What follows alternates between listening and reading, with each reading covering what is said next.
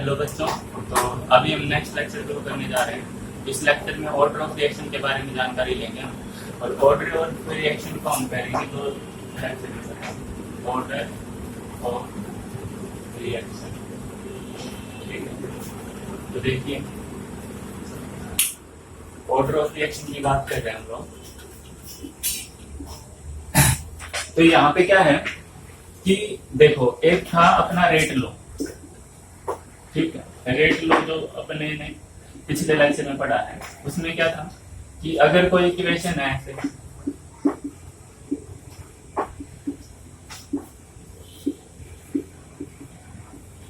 तो उसके लिए रेट ऑफ रिएक्शन हम कैसे लिख सकते हैं? रेट इज इक्वल टू होगा किसके इक्वल था बेटा जी? के रेट कांस्टेंट है ये, और यहाँ पे a की पावर x और प्लस b की पावर y, ये चीजें। ठीक है, अब ऑर्डर ऑफ रिएक्शन क्या होता है? रेट लो में जो रिएक्टेंट की जो पावर होती है उनका सम क्या होता है? ऑर्डर ऑफ रिएक्शन होता है। ऑर्डर ऑफ रिएक्शन अगर अपन डिफाइन करें, ऑर्डर ऑफ रिएक्शन क्या होता है? ये क्या होता है? इन रेट लो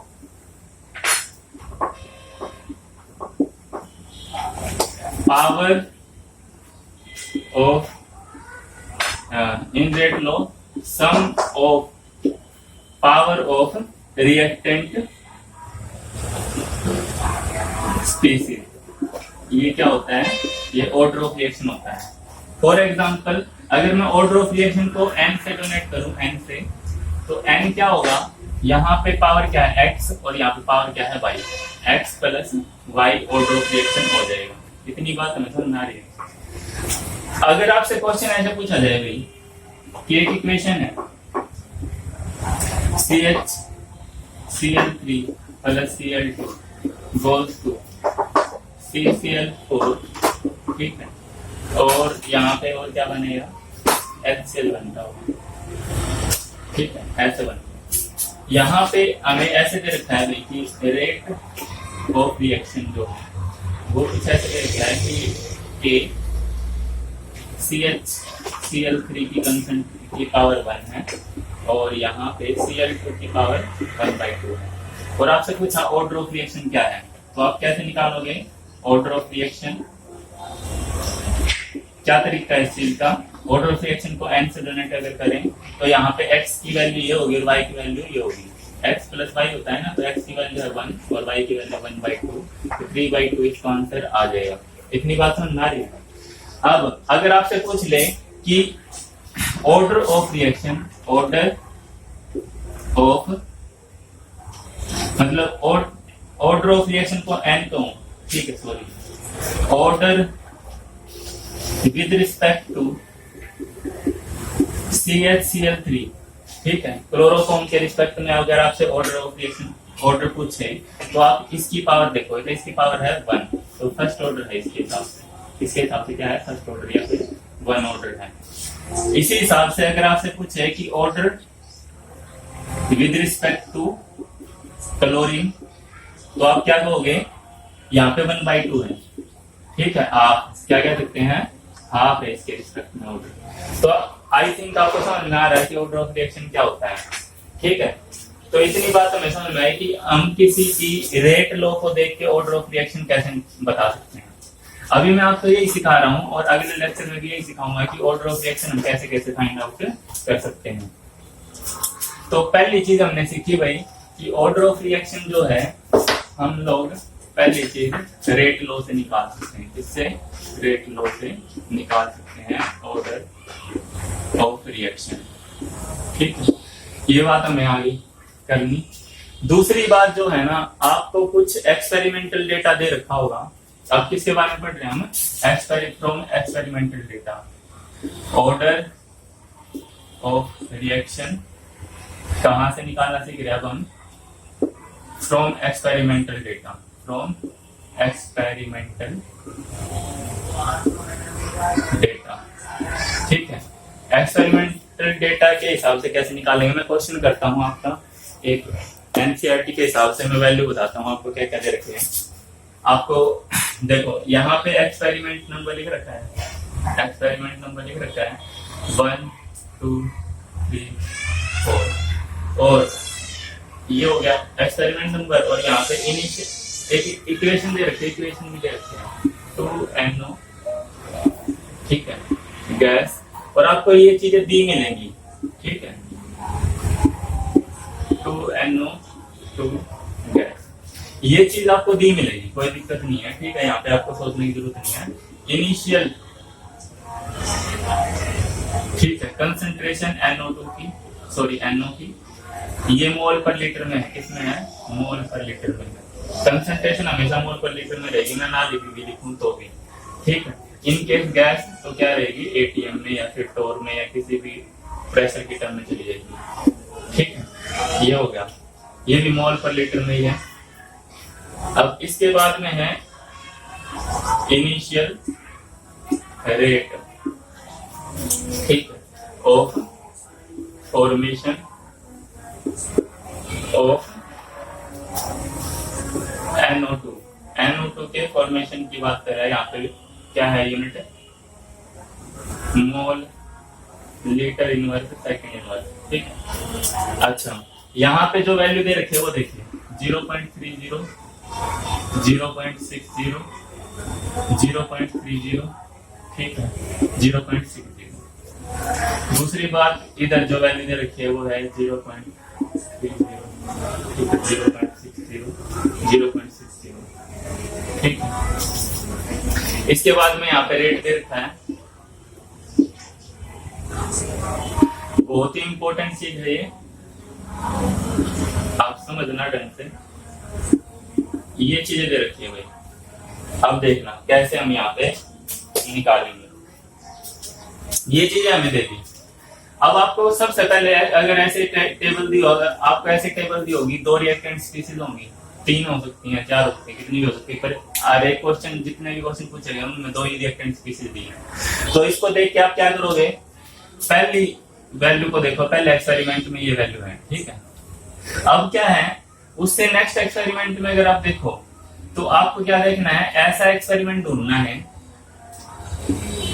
जिसमें ये जो 2 वैल्यू है ना, ये वैल्यू और ये वैल्यू, एक वैल्यू तो सेम हो और दूसरी वैल्यू अलग हो, ऐसा एक्सपेरिमेंट आपको ढूंढना है। तो इसमें ये वैल्यू तो सेम है और ये डिफरेंट है, सही मिल गया हमें, काम चल गया हमारा, ठीक है। तो यहाँ पे देखिए रेट ऑफ रिएक्शन को कैसे लिखेंगे हम, रेट ऑफ रिएक्शन को ऐसे तो लिखेंगे रेट इक्वल टू के, ठीक है। अब यहाँ पे ए की वैल्यू क्या है, NO, इसकी पावर x होगी, और यहाँ पे O2 इसकी पावर y होगी, ऐसे लिखेंगे, ठीक है। अब देखो पहले क्या थी कंसंट्रेशन, मैं अगर रेट पहले की बात करूं, ये R1 हो गया, R1, ये R2, ये R3 और ये R4, ठीक है। अगर मैं रेट 1 की बात करूं तो यहाँ पे क्या था, K की वैल्यू हमें नहीं पता, कोई फर्क नहीं पड़ता। अब देखो NO की कंसंट्रेशन कितनी है, NO कंसंट्रेशन है 0.30 और O2 की कंसंट्रेशन कितनी है 0.30, Y और X, ठीक है। अब मैं R2 की बात करूं तो R2 में क्या है, R2 में K तो सेम ही रहेगा और यहाँ पे NO की वैल्यू होगी 0.60, ठीक है, X, और इसको 0.30 Y कह सकते हो। इतनी बात समझ में आ रही है। अब गौर से देखना जो मैं करने जा रहा हूं, क्या मैं इसको ये लिख सकता हूं 2 into 303, सॉरी 0.30 ये लिख सकता हूं, ऑब्वियसली लिख सकता हूं। तो मैं इसको ऐसे लिख देता हूं कि K, ठीक है, 2 into 0.30, इसकी पावर है X, ठीक है, और ये चीजें तो सेम है Y, ठीक है।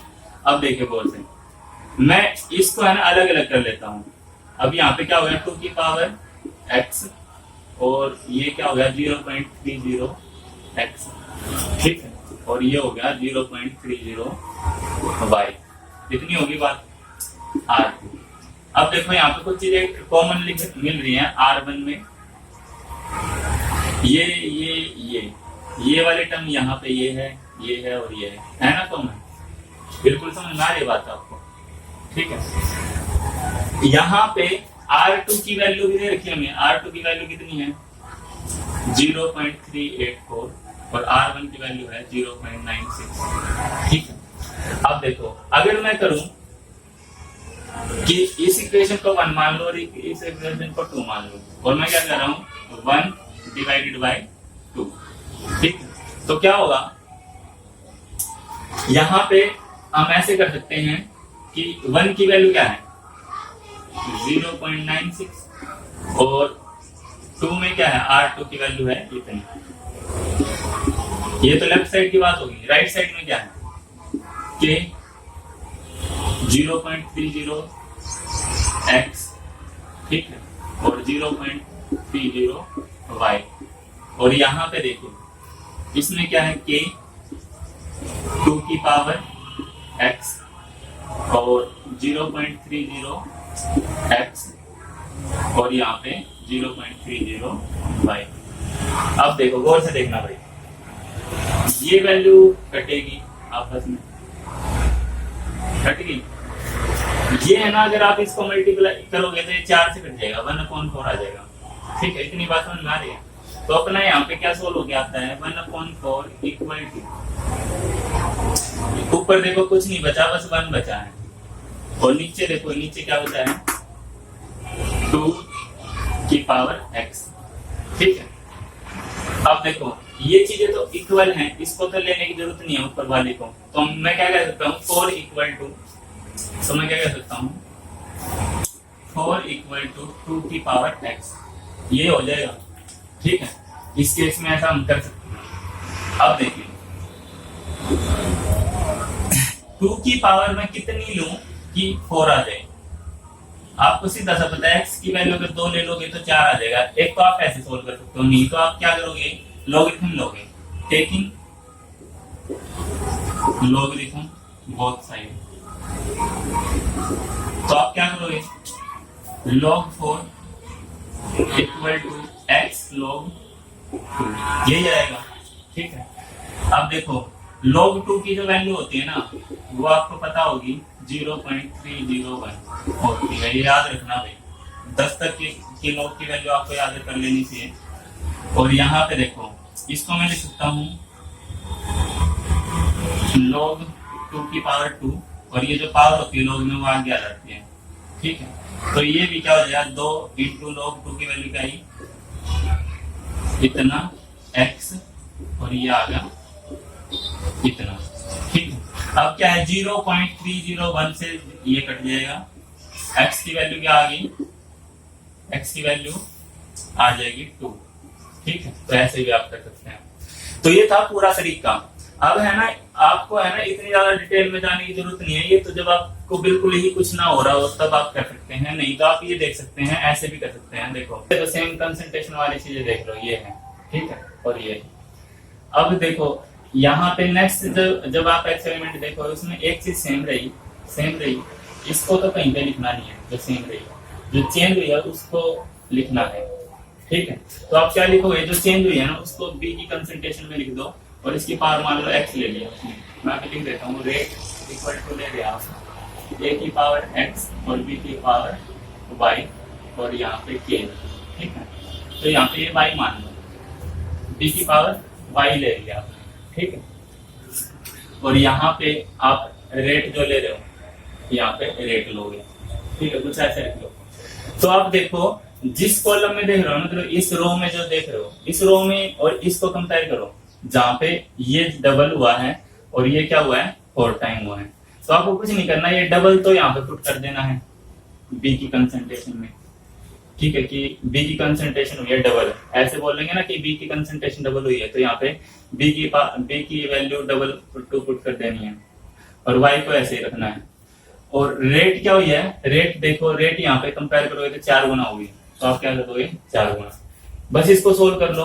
आप क्या कह सकते हो, चाहे तो लोग ले लो, या फिर ये कह दो 2 की पावर कितनी लो की 4 आ जाए, 2 की पावर 2 लोगे तो वही 4 आएगा ना, तो y की वैल्यू क्या होगी, ठीक है, तो y की वैल्यू 2 आ गई। या फिर ऐसे कर सकते हैं आप 2 की power y is equal to 2 की पावर 2। इसको ऐसे लिख सकते हो, अगर बेस सेम है तो पावर भी सेम होगी, तो y इक्वल टू 2 आ गई।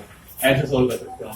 तो सीधी सी बात आप ये देखो, पहले एक चीज चुन लो, ठीक है, फिर ये देखो कि उसमें एक चीज चेंज होनी चाहिए और एक चीज सेम रहनी चाहिए। जो चीज सेम रही उसको तो एक साइड रख दो। जो चीज चेंज हुई और कितने गुना चेंज हुई है, 2 गुना चेंज हुई है, 3 गुना चेंज हुई है, जितने गुना चेंज हुई है उसकी कंसंट्रेशन में पुट कर दो उतनी वैल्यू, ठीक है।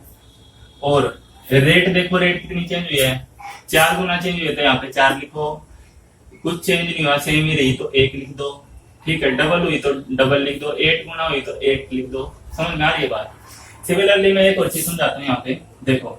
अब इस चीज को और इस चीज को कंपेयर अगर आप करो तो ये चीज सेम रही, सेम जो रही उसको तो लिखने की जरूरत नहीं है। ये चीज डबल हुई ना, तो इसको लिखने की जरूरत है। तो मैं क्या लिख सकता हूँ, a की power x equal to rate, ऐसे लिखूंगा।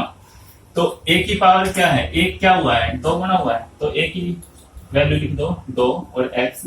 और रेट देखो, रेट, अब इस रेट को इसके के साथ कंपेयर करोगे तो ये 2 गुना हुई है, देख लो, इसको मल्टीप्लाई कर लेना, 2 गुना आएगा। तो रेट को क्या लिखूंगा, 2 टाइम, ठीक है। तो 2 की पावर 1 को 2 लिख सकते हैं, तो यहाँ पे x और इसकी पावर 1 है, तो अगर बेस सेम है तो ये पावर भी सेम होगी, तो x की वैल्यू 1 आ गई। तो इस प्रकार से आप ऑर्डर निकाल सकते हैं, ठीक है। तो ये आप इस्तेमाल कर लेना ऑर्डर निकालने के लिए। जो भी क्वेश्चन आपको स्क्रीन पे दिख रहे हैं, क्वेश्चन आपको खुद से करने हैं। यहाँ पे क्या कहा है, एक इक्वेशन दे रखी है ऐसे,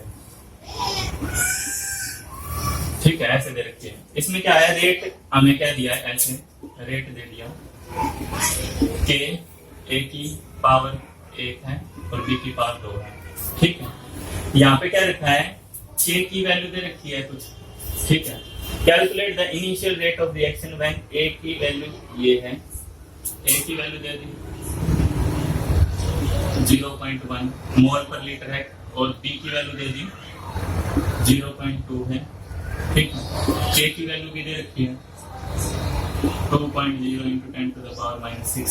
यूनिट भी दे रखी है, सब की भी यूनिट पे, अभी मैं टाइम बचाने के लिए लिख रहा हूँ।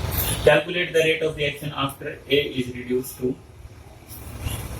अब ये बताना है कि a जब रिड्यूस हो गया 0.6 पे आ गया a, तो रेट क्या है ये पूछ रखा है, ठीक है।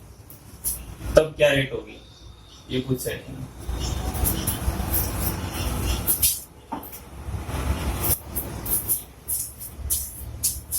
देखिए भाई, यहाँ पे क्या होगा, यहाँ पे अगर गौर से देखें हम तो देखो, पहले जो रेट थी ना उसमें तो सीधा सा हमें क्या करना था, इसमें ये वैल्यू पुट करो, इसमें ये वैल्यू पुट करो और के की वैल्यू पुट कर दो ये वाली, और पहले इनिशियली तो रेट ये आ जाते हैं हमारे, ठीक है। एक 0.1 दे रखी है, हाँ ये मैंने कंसंट्रेशन गलत लिख दी, ये दे रखी है इतनी, ठीक है। यहाँ पे हमसे 2 चीजें पूछी हैं, एक तो इनिशियल रेट ऑफ रिएक्शन, ठीक है। तो इनिशियल रेट ऑफ रिएक्शन क्या है, उसमें इनिशियल कंसंट्रेशन वगैरह आएंगी। तो ये अगर मैं लिखना चाहूँ इसको, रेट इक्वल टू के की वैल्यू देखिए, के की वैल्यू है 2.0 into 10 to the power -6, ठीक है। इनिशियल कंसंट्रेशन ले लेंगे, ए की 8 की इनिशियल कंसंट्रेशन इतनी है और बी की इनिशियल कंसंट्रेशन है 0.2 और यहाँ पे 2 पावर आ जाएगी इसकी, ठीक है। अब इसको कुछ नहीं करना, आपको कैलकुलेटर में डालो और इसको सोल्व कर दो, ठीक है। तो ये आपका इनिशियल रेट ऑफ रिएक्शन आ जाएगा। इसके बाद में रेट ऑफ रिएक्शन निकालनी है हमें व्हेन ए रिड्यूस टू, कितना रिड्यूस हो चुका है, ए 0.06 तक आ चुका है इसकी कंसंट्रेशन। अच्छा देखिए, इसकी जो कंसंट्रेशन पहले इतनी थी और इतने से ये इतनी पे आ चुका है, तो डिक्रीज इन कंसंट्रेशन कितना हुआ है, डिक्रीज इन कंसंट्रेशन होगा जो वो होगा 0.10 में से 0.10 में से माइनस कर दें ये अगर हम, तो हमारा क्या आएगा 40.0, ठीक है, तो इसकी इतनी कंसंट्रेशन घट गई। अब यहाँ पे देखो, अगर ए की कंसंट्रेशन डिक्रीज हुई है इतनी, ये इतनी डिक्रीज हुई है, तो जितनी इसकी कंसंट्रेशन डिक्रीज होती है उसकी से हाफ इसकी डिक्रीज होती है, क्योंकि ये 2 गुना होता है, ए हमेशा 2 गुना है बी का। तो बी अगर एक टूटेगा तो ये 2 टूटेगा, अगर ये इतना टूटा है तो बी कितना टूटा होगा, इतना। इतनी बात समझ में आ रही है? तो जब इसकी कंसंट्रेशन, ए की कंसंट्रेशन हो चुकी है 0.06, तो बी की कंसंट्रेशन क्या होगी, बी की कंसंट्रेशन क्या होगी इस टाइम पे, वो होगी, पहले देखो, पहले बी की कंसंट्रेशन थी इतनी, और उसमें से डिक्रीज कितनी होगी, 0.02। अगर ये सोल्व करोगे, मतलब सोल्व तो क्या करना है, माइनस ही तो करना है, कितनी आ जाएगी।